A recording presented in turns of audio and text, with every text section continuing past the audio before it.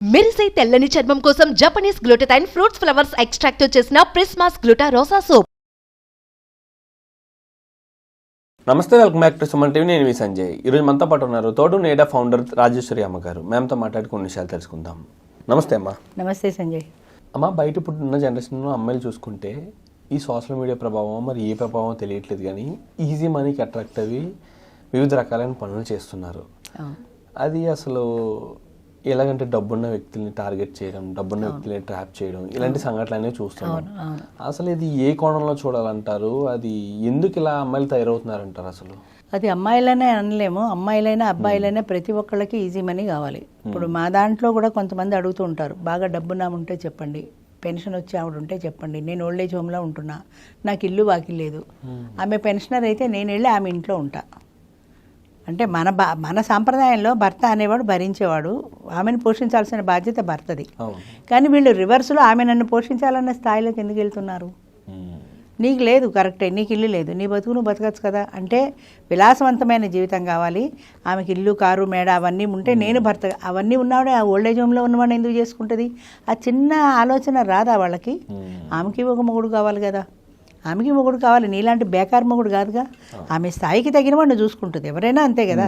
వాళ్ళ సమాన స్థాయి చూసుకుంటారు, ఇంకా వీలైతే ఇంకా కాస్త ఎక్కువ ఉన్నవాడిని చూసుకుంటారు, తక్కువ వాడిని చేసుకోరు కదా. ఆమెకి ఒక మొగుడు కావాలి కదండి, ఎవరైనా ఉంటే చెప్పండి అంటుంటారు. అంచేత అది ప్రతి వాళ్ళకి ఈజీ మనీ. నేను కూర్చున్న చోట నుంచి కదలకుండా రాణీగ అంటారు సార్, ఆ తేనెటీగల్లో ఆ రాణీగ కూర్చుంటుంది, మిగతావన్నీ సేవకుల్లో సేవ చేస్తుంటాయంటారు. అలాగా నేను కూర్చుంటే నాకు పరివారం అంతా నాకు సేవలు చేయాలి. నేను కూర్చున్న చోటు నుంచి కదలకూడదు, ఖరీదైన చీరలు నగలు పెట్టుకొని నేను కూర్చోవాలి. అది ఒక వయసు పరిమితి అని చెప్పలేము. 25 ఏళ్ళ వాళ్ళు అలాగే ఉన్నారు, 50 ఏళ్ళ వాళ్ళు అలాగే ఉన్నారు, 70 చావుకు సిద్ధమవుతున్నా కూడా అలాంటి ఆలోచనలు ఉన్న వాళ్ళు లేకపోలేదు ప్రపంచంలో. ఒకప్పటికి ఇప్పటికీ చూసుకుంటామా చాలా మార్పులు ఏర్పడినాయి. అసలు ఇప్పుడున్న పిల్లల్లో ఎందుకంత ఈజీ మనీకి అట్రాక్ట్ అవుతున్నారు? అసలు సుఖాలు ఏంటంటారు? డబ్బుతో అన్ని చాలా వరకు సుఖాలు దొరుకుతాయి కదా. డబ్బు ఉంటే ఏసీ పెట్టుకోవచ్చు, డబ్బు ఉంటే సినిమాలకు వెళ్ళొచ్చు, కార్లు తిరగచ్చు, ఇవన్నీ కావాలంటే డబ్బు కావాలి కదా. ఒక విషయం ఏంటంటే డబ్బుతో చాలా తీరుతాయి నిజమే, కానీ డబ్బు జీవితంలో చాలా ముఖ్యమైనది, కానీ డబ్బే జీవితం కాదు. అంతకు మించిన విలువలు అనేవి ఉన్నాయనే విషయాన్ని మర్చిపోతున్నారు. స్వాభిమానం ఉంది, ఏదైనా ఉంటే నా అభిమానాన్ని నేను తాకట్టు పెట్టుకోలేమంటారు. దానికోసం నీ అభిమానాన్ని కూడా నువ్వు తాకట్టు పెట్టుకొని బ్రతకాల్సిన అవసరం ఏంటి? డబ్బే జీవితం అంటే అది ఉంటే నేను మంచిగా నీ కాళ్ళు పట్టుకుంటాను, కాళ్ళు పట్టుకున్నా నాకు నష్టం లేదు, హాయిగా కార్లలో తిరుగుతాను కదా, మేడల్లో ఉంటాను కదా. మేడల్లో ఉన్నా కార్లలో ఉన్నా మనశ్శాంతి లేని జీవితం ఎందుకు చెప్పండి? అది నీ సమఉజ్జీవాన్ని పెళ్లి చేసుకొని మీ ఇద్దరు ప్రశాంతంగా జీవించగలిగినప్పుడు పచ్చడన్నం తిన్నా ఆ ఇంట్లో ఉండి హ్యాపీగా బతకగలుగుతారు. అలానే గుడిసెల్లో ఉండమంటలా నేను. కానీ నువ్వు మిడిల్ క్లాస్ లెవెల్ ఉన్నప్పుడు నీ మిడిల్ క్లాస్, మొన్ననే ఎక్కడో ఏదో ఈ కేసులోనే, ఈ డాక్టర్ ఆత్మహత్య కేసులో ఎవరో ఒక లాయర్ మాట్లాడుతూ అన్నాడు, పెళ్ళిళ్ళు అనేవి చాలా విలాసవంతం అయిపోయినాయి, లక్షలు ఖర్చు పెట్టి పెళ్లి చేస్తున్నారు. వాళ్ళు ఎవరో 25 లక్షలు ఖర్చు పెట్టి పెళ్లి చేశామన్నారు. మీ స్థాయిని మించి ఉన్నవాడిని మీరు ఎందుకు కోరుకున్నారు? మీ సమస్థాయి వాడిని చూసుకోవచ్చు కదా, వాడు ఇంకా బాగా హైఫై వాడు కదా, వాడిని పెళ్లి చేసుకుంటే అమ్మాయి సుఖపడుతుంది. సుఖానికి నిర్వచనం ఏంటి చెప్పండి? కార్లలో మేడలలో తిరిగితే సుఖం? అది ఏడ్చుకుంటూ నువ్వు ఏసీ రూమ్లో కూర్చుని లాభం ఏంటి? అంచేత మా అమ్మాయి సుఖపడుతుందని నువ్వు 25 లక్షలు ఖర్చు పెట్టి పెళ్లి చేస్తే 25 నెలలు కూడా వాళ్ళు కలిసి ఉన్నారో లేదో తెలియదు. అంటే ఇప్పుడున్న తల్లిదండ్రులు అందరూ కూడా ఇది ఆలోచించుకుంటారు కదా, తల్లిదండ్రులు కూడా అంతే ఆలోచిస్తారు, ఎంత సంపాదిస్తున్నాడు, భవిష్యత్తులో అంతే, వాడు ప్యాకేజీ చూసుకోగలరా లేదా, అంతే చూస్తున్నారు. పేరెంట్స్ అయినా అంతే చూస్తున్నారు, పిల్లలైనా అంతే చూస్తున్నారు. అది అంటే డబ్బుతోటే అన్నీ కొనుక్కోగలము అన్న ఆ భావనలో పడిపోయారు నిజంగానే. అది డబ్బుతోటే, డబ్బే జీవితం కాదన్న అంశాన్ని మర్చిపోతున్నారు, చాలామంది జనం మర్చిపోతున్నారు. డబ్బు ఉంటే అన్నీ ఉన్నట్టే. అమ్మ, ఇదంతా ఈ ధోరణి పక్కన పెడితే ఇప్పుడున్న సెలబ్రిటీస్లో ఎక్కువగా ఇలాంటి సంఘటనలు అనేవి నెలకొన్నాయి. అంటే ఎక్కువగానే కాదు, 1-2 సంఘటనలు అయితే రీసెంట్గానే జరిగినాయి. అసలు సెలబ్రిటీలను కూడా డబ్బు చూసి పెళ్లి చేసుకుని ఒక 2-3 ఏళ్ళు లేదా 2-3 సంవత్సరాలు కాపురం చేసి తర్వాత భరణం కోసం విడాకులు ఇచ్చేస్తున్నారు. ఏదో చిన్న గొడవ పెట్టుకున్నాం, సంథింగ్ హింసిస్తున్నారని ఇలాంటి విధంగా. అసలు భయం వేస్తుంది నిజంగా. ఒక డబ్బున్న వ్యక్తి అయినా సరే, ఒక సంపాదించే ప్రమాదం ఎక్కువ, ఒక నార్మల్ పర్సన్ పెళ్లి చేసుకోవాలని భయం వేస్తుంది. అవతల వాళ్ళు ఏ ఉద్దేశంతో పెళ్లి చేసుకుంటున్నారో తెలియదు. ఇలాంటి సందర్భంలో ఎలాంటి జాగ్రత్తలు? వీటికి ఏంటంటే 2 సోషల్ మీడియా ఒకటి కారణం. ఈ ఫేస్బుక్లో అక్కడ పరిచయాలు, క్లబ్బుల్లో పబ్బుల్లో పరిచయాలు. వాడు 4 సార్లు పబ్బుకి తీసుకెళ్ళాడు అనుకో, బాగా డబ్బులు ఉన్నాయి నన్ను తీసుకెళ్తాడు కదా.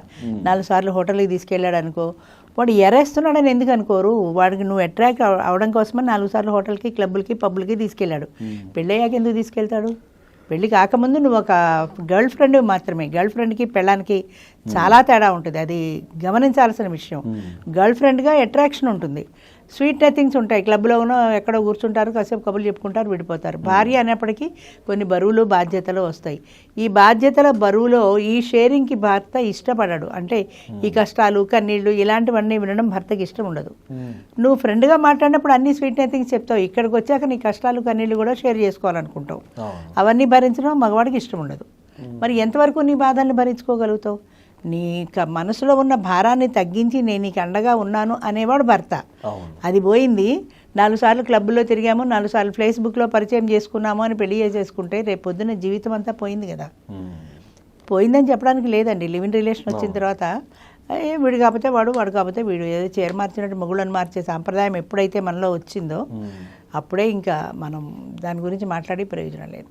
దీని విషయంపై పిల్లలకి ఏం చెప్తారంటారు? ఇప్పుడున్న జనరేషన్ బట్టి ఈజీ మనీకి అట్రాక్ట్ అయిన పిల్లలకి మీరు ఏం చెప్తారు? మనం చెప్తే వినేవాళ్ళు ఎవరండి? ఈ రోజుల్లో అర్థం చేసుకునే వాళ్ళు ఎవరు? ఈజీ మనీకి అట్రాక్ట్ అవ్వద్దని చెప్పామనుకోండి, అది ఇదివరకు కూడా చెప్పాను. సత్యహరిశ్చంద్రుడు కథ చెప్పినప్పుడు నీతి కథలు చెప్పేవాళ్ళు చిన్నప్పుడు పిల్లలకి. అంటే ఆ నీతి వాక్యాలు విని అది వాళ్ళు అలాగా పాటించాలి అని నీతి కథ చెప్పి, హరిశ్చంద్రుడు సత్యవాక్య పరిపాలకుడు, ఎన్ని కష్టాలు వచ్చినా సరే ఆయన అబద్ధం చెప్పలేదు అని పాఠం చెప్పి, ఈ పాఠం వల్ల మీరేం తెలుసుకున్నారు అంటే, ఒక స్టూడెంట్ అన్నట్ట జీవితంలో సత్యం చెప్పి కష్టాల పాలు కాకూడదు. వాడికి అర్థమైన విషయం అది. అబద్ధాలు చెప్పకూడదు అని అనలేదు వాడు. ఎందుకు ఇన్ని కష్టాలు పడ్డా ఒక అబద్ధం చెప్తే పోయేదానికి అంటే అది అర్థం చేసుకునే విధానంలో కూడా ఉంటుంది. ఇప్పుడు మీరు చెప్పినట్టు మనం బాబు ఇలా చెయ్యి అని అన్నాం అనుకోండి, అమ్మ నీకేం తెలుసు అంటారు. కన్నా పిల్లలు కూడా వింటారని గ్యారంటీ లేదు. ఎందుకంటే ఎంతసేపు అబద్ధం ఆడడానికి అసలు ఆలోచించట్లేదు జనం.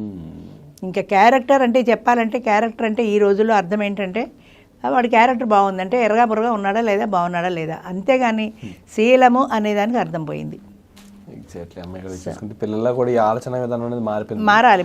పెద్దలు చెప్పే అసలు పెద్దవాళ్ళే తప్పులు చేస్తుంటే పిల్లల్ని వాళ్ళు ఏం సరిదిద్దుతారు? పెద్దవాళ్ళు కరెక్ట్ ఉంటే పిల్లల్ని సరిదిద్దుతారు. నువ్వు సిగరెట్ తాకరా, నేను సిగరెట్ తాగుతూ చెప్తే పిల్లాడు వింటాడా? నువ్వు తాగట్లేదా అని అడుగుతాడు. ముందు మనం పాటించి తర్వాత పిల్లలకి చెప్పాలి. ఆ పాటించడం అనేది ఈ వయసులో వీళ్ళకే లేదు. బాగా డబ్బును వాడిని చూసి అమ్మాయికి సంబంధం చేస్తే సుఖపడుతుంది కదా అని అనుకుంటున్నారు. అలాగే లేదా వాడు ప్యాకేజీలు బాగున్నాయా లేదా, ఎంతసేపు ఇదే డబ్బుతో మనిషిని క్యారెక్టర్ని ఎలా కొలుస్తారు మీరు? నిజమే, బాగా డబ్బును వాడిని చేశారు, వాడు రోజుకో క్లబ్గా పబ్గా పోతాడు, 4 గర్ల్ ఫ్రెండ్స్తో తిరుగుతాడు, మీ అమ్మాయి ఆనందంగా ఉందా? గ్యారంటీ చెప్పగలుగుతారా మీరు? డబ్బు చాలా ఉంది, అద్దాల మేడలో ఉంది, కానీ రోజు ఏడుస్తుంది. ఏంటి సుఖం అది? అంచేత డబ్బుతోటే జీవితం అయిపోదు, డబ్బే జీవితం కాదు. జీవితంలో అంతకు మించిన విలువలు చాలా ఉన్నాయి. దాన్ని అర్థం చేసుకుంటే సమానంగా బ్రతకగలుగుతారు. థ్యాంక్ యూ అమ్మ, thank you very much. Thank you.